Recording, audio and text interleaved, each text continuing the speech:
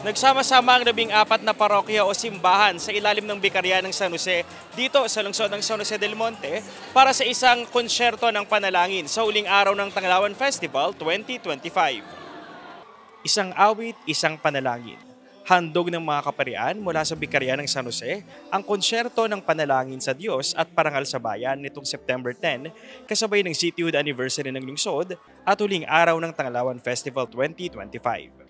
Sinimula ng programa sa paggawad ng parangal na Gracia Populi, pasasalamat ng bayan mula kay Mayor Florida P. Robes at Congressman Arthur Robes bilang pasasalamat ng sambayanan sa mga lingkod ng Diyos na patuloy ang paglilingkod ng may malasakit at pagmamahal sa lungsod. Ito ay patunay na rin ng pagkakaisa at paglilingkod ng simbahan at ng pamahalaan para sa mga San Joseño. Opening number pa lang, malakas na ang sigawan ng lagpas 1,500 na dumalo at pumuno sa City Convention Center. Sa sama-samang performance sa mga kaparian ng isang awit, isang Panginoon, kasama ang Tanglawan Singing Ambassadors at ang Sining Tanglawan ng San Jose del Monte. Inawit din ng kaparian ang mash-up ng kanilang original songs na talaga namang tumatak na sa Katolikong simbahan. Sa lahat ng performance, buong-buo ang suporta ng audience sa kanilang mga parish priests na nagtanghal sa konsyerto. Guest performer din ng The Clash Season 3 Grand Champion at ang Power Cebuana diva na si Jessica Villarubin. Masayang nanood at nakisabay sa mga song and dance performances ng mga kaparian, sina Mayor Ate Rida Robes, Congressman Arthur Robes at iba pang elected officials, kasama si Most Reverend Bishop Dennis Villarojo ng Diocese of Malolos at City of San Juan Mayor Francis Zamora. Bale, dito sa Vicaria, tatlo kaming medyo gumagawa ng songs, mga liturgical songs. Sa Father Mulong, sa Ateneo, sa mga Jesuita, yung isang kanta niya nasa Himig Jesuita. Ayun yung isang kinanta namin doon. Medley actually. Yun yung unang sumikat, yung Manalig Ka. Kasi nagawa ko yun nung EDSA Revolution, 1986 yun. Kasi na-tear gas kami noon. Kasi nandun kami sa na-tear gas kami.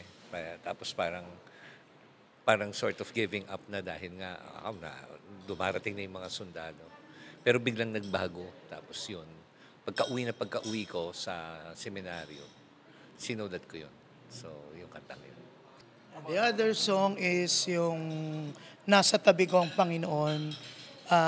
Tapos yung the last one ay yung Umasa Ka sa Diyos. Classmate ko yung nag-compose si Father G-Boy sa Monte. So kaming dalawa nanalo sa contest. Parehong psalm songs yun eh. Yung dalawa na yun, salmo.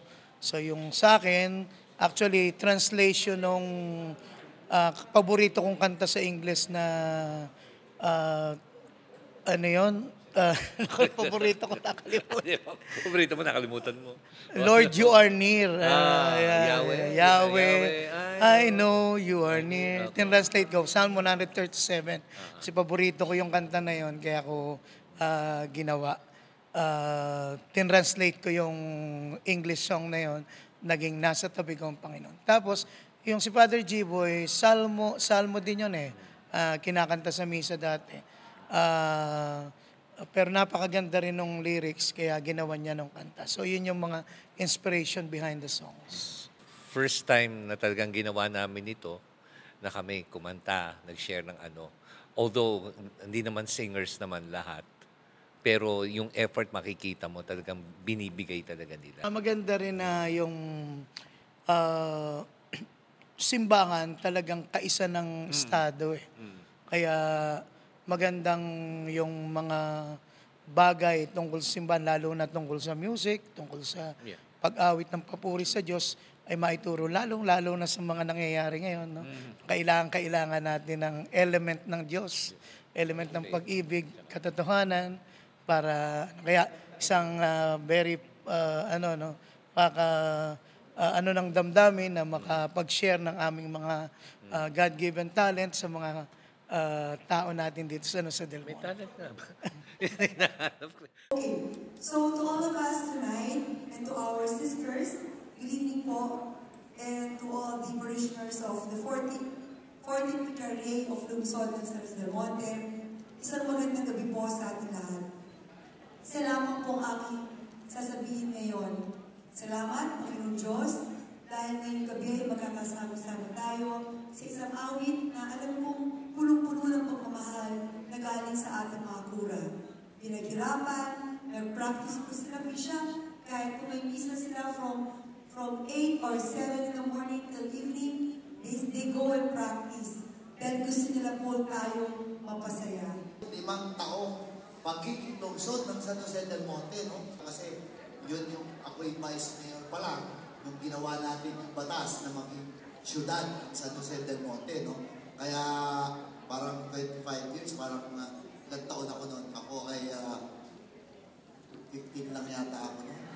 2000. At ngayon, syempre, alam niyo naman, nung ako'y naging mayor, at ay tama, nung ako'y naging mayor, si Ate Rida ang naging congresswoman, ayaw ni Ate Rida na hindi maganda ang pagsi-celebrate ng ating foundation or sa pagiging lungsod. Kaya ating binuo yung itong Tanglawan Festival. Na ipagmamalaki natin ang ating mga parish priests. No? Iyata kayo agree.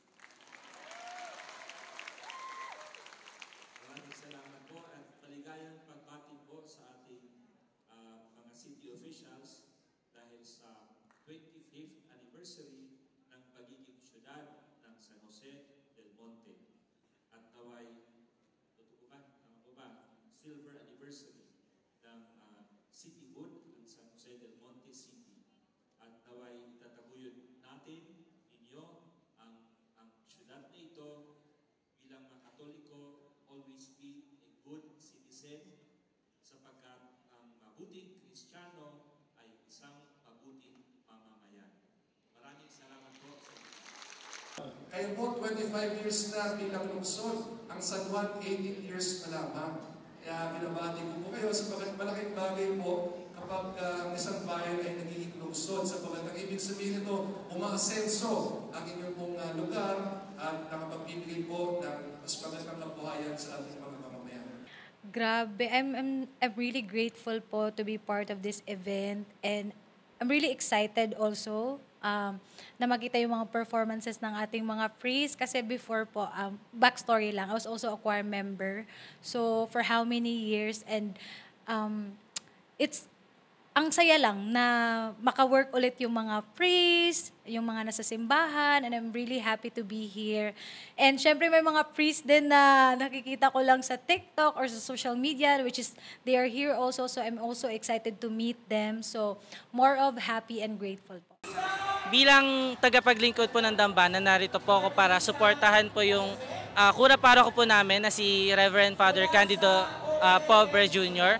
At saka narito po bilang representante rin po ng aming parokya, ang Sagrada Familia, at suportahan po ang buong kaparian ng Bikarya ng San Jose, pati na rin po ang Tanglawan Festival po. Sobrang saya po kasi sa ganitong parang po nakikita po natin na talentado rin po ang ating mga pari, hindi lang po sa misa, kundi sa ganitong mga performances din po. Happy Tanglawan Festival! Ngayong araw ng pagsasalunsod, panalangin ng hatid ng konsyerto para sa patuloy na pag-unlad ng lungsod ng San Jose del Monte.